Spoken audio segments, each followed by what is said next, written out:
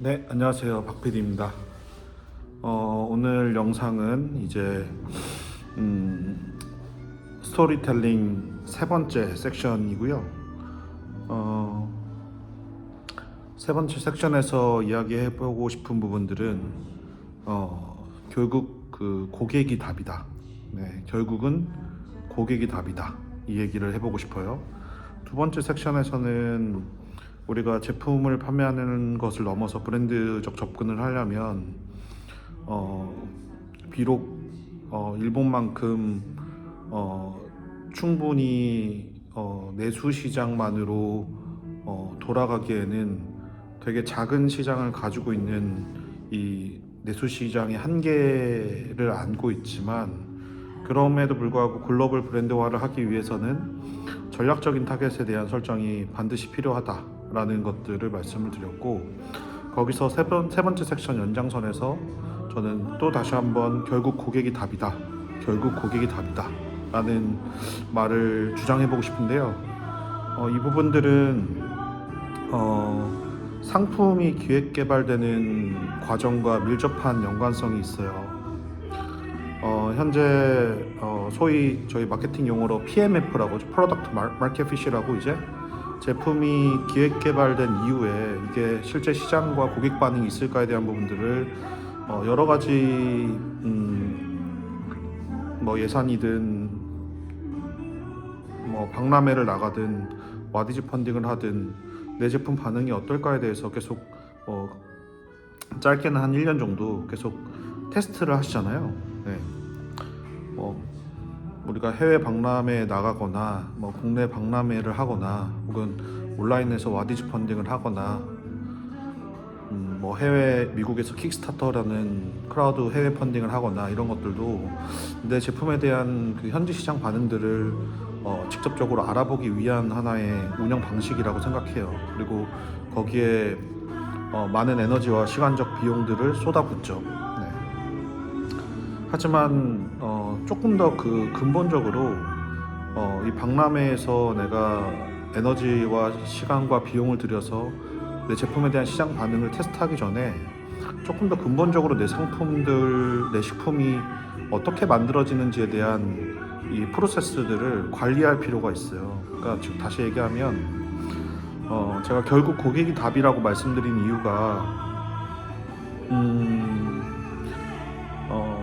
내 브랜드에 대해서 관심과 애정이 있는 그 소수의 팬분들과 함께 만약에 제품에 대한 기획 과정부터 고객의 목소리나 니즈가 반영이 거꾸로 만약에 될 수 있는 상품의 기획 개발의 구조와 프로세스를 가지고 있다면, 사실상 여기서 상당 부분의 향후 박람회나 시장 반응을 보기 위한 이 PMF 테스트에 대한 운영 효율성과 비용을 상당 부분 절약할 수 있다라고 생각을 합니다. 좀 더 쉽게, 제가 와디즈 PD 일할 때 태산레저라는 곳에서 김도영 팀장님하고 같이 일을 해본 적이 있는데, 당시에 정확하게 이 이탈리제 등산화 브랜드가 있었어요. 근데 당시에 해당 그 등산화 브랜드를 공식 총판으로 한국에 오랫동안 유통을 하시고 계셨고, 그 김도영 팀장님하고 대화를 나누던 과정에 그 해당 이태리산 등산화 브랜드가 왜 이렇게 그 등산화 시장에서 일부 등산 러버들한테 인기가 많을까라는 것들을 이야기를 나누다 보니까, 해당 등산화가 당시 해당 이태리에서 기획 개발되는 과정 자체에서 정말 그 등산 마니아 분들이 직접적으로 상품을 개발하는 과정에서나 개발된 이후에 개발되는 그 과정에서, 완성도를 높이는 과정에서 서로 와인 한잔 하면서 이 등산화에 대한 것들을 아젠다로 되게 즐겁게 커뮤니케이션 할 수 있는 그런 자리가 있다는 거예요. 그거 듣고 되게 머리를 탁 치는 기분이었어요. 브랜드란, 그치, 상품이란 이렇게 정말 실질적으로 고객과 소통하는 과정에서 더 완성도가 높아지는 거고, 혹여나 개발자가 고객 시선을 놓쳤던 부분들을 디테일하게 이런 고객 목소리들을 재반영하는 과정에서 정말 시장에서 어떤 특산 마니아 분들이 진짜 필요로 하는 제품들이 완성되는구나를 느꼈단 말이에요.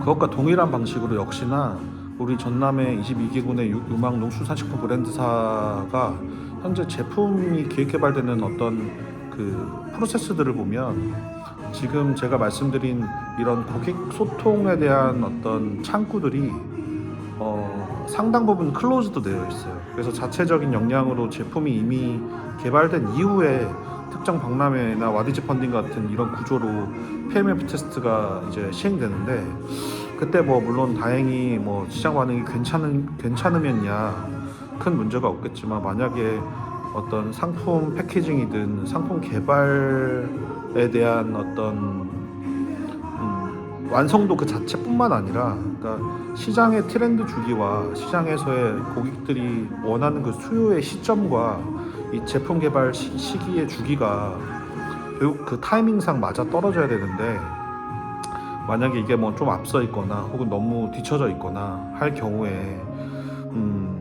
제품 기획 개발에 막대한 비용이나 에너지가 쓰여졌을 텐데, 그에 따라서 비효율적인 어떤 운영들이 향후에 될 가능성이 굉장히 높은 거고, 그리고 중소기업사 입장에서 제품을 이렇게 한두 개 개발되는 것 자체가 상당히 뭐 자본 여력이나 혹은 인력에 대한 어떤 활용적인 풀 안에서 제품 기획 개발을 한 가지 한다는 게 사실 굉장히 큰 부담이잖아요. 일단 비용적인 부담이 있죠.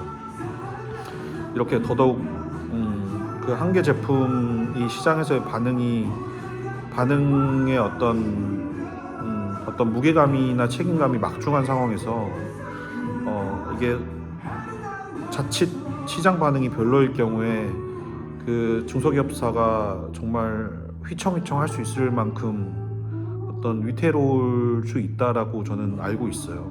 그래서 더더군다나 제가 지금 말씀드리듯 결국 고객이 답이고, 내 브랜드에 대한 소수의 팬덤들을 어떻게 밀접하게 운영 관리하고 제품 기획 과정에서 이미 애초에 고객과의 어떤 형태든 커뮤니케이션들을 통해서 실질적인 시장 반응 주기에 맞는 정말 니즈에 부합하는 제품들이 만들어질 수 있는 그 프로세스가 되게 중요하다는 거죠. 그래서 따라서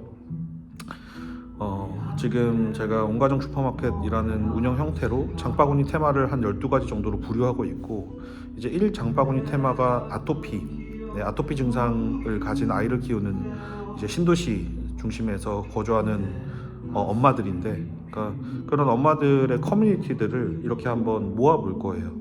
적게는 10명에서 많게는 뭐 50명 그 이상 되겠죠. 그러면 그 엄마들의 커뮤니티들을 가지고 아토피 증상이 있는 아이들한테 뭘 먹일까, 그리고 어떤 부분들의 장을 보고 품목을 결정할 때 불편하고 문제가 뭘까, 그러니까 이런 고객의 보이스들을 직접적으로 듣고 해당 이런 엄마들 커뮤니티와 직접적으로 브랜드사 개발단의 대표자와 실무자들이 직접적으로 이런 고객들을 현장에서 직면하고 만나면서 어떤 방향성으로 제품이 더 디테일한 부분들이나 완성도를 그 트렌드에 맞게 만들어낼까를 박람회나 와디즈 펀딩이나 해외 크라우드 펀딩 이전에 충분히 더 효율적으로 제품 개발을 운영 관리할 수 있는 방식이 있다는 거죠.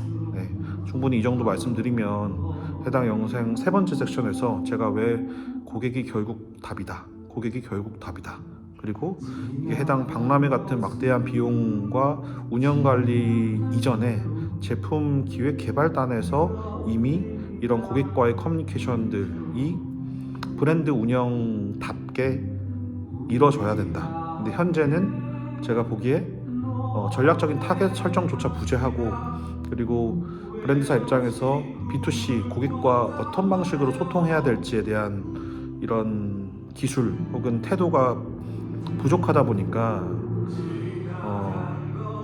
이런 운영에 대한 대안을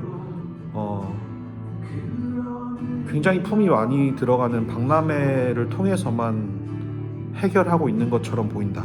저는 이게 아쉽고 다소 특히나 시장 트렌드에 대한 그 주기와 타이밍이 이 제품 개발단에서의 시장 반응에서 굉장히 그 타이밍이 중요한데, 자칫 이렇게 제품 개발의 기획 프로세스 시점과 박람회를 통한 PMF 운영 방안 테스트에 대한 그 주기의 갭이 멀어질수록 실질적으로 제품 개발 이후에 이 제품이 잘 팔리고 충분히 성공적으로 홍보될 수 있을지에 대한 그 타이밍 주기를 놓칠 확률이 굉장히 높아진다. 따라서 지금 이미 온라인 중심으로 트렌드가 빨리 바뀌고 있는 이 현 상황 속에서 제품에 대한 개발 프로세스 자체가 결국 우리가 전략적으로 설정하는 그 타겟과의 어떤 커뮤니티 통해 가지고 문제 해법의 답을 찾아야 된다. 그거를 온가정 슈퍼마켓을 통해서 해결해 보려고 한다 라는 것들을 이번 영상에서 말씀드리고 싶고, 한번 제가 정확하게 한번 그 태산 레저에서 총판으로 운영하는 이태리 등산화 브랜드 이름에 대해서 댓글에 한번 남겨둘게요.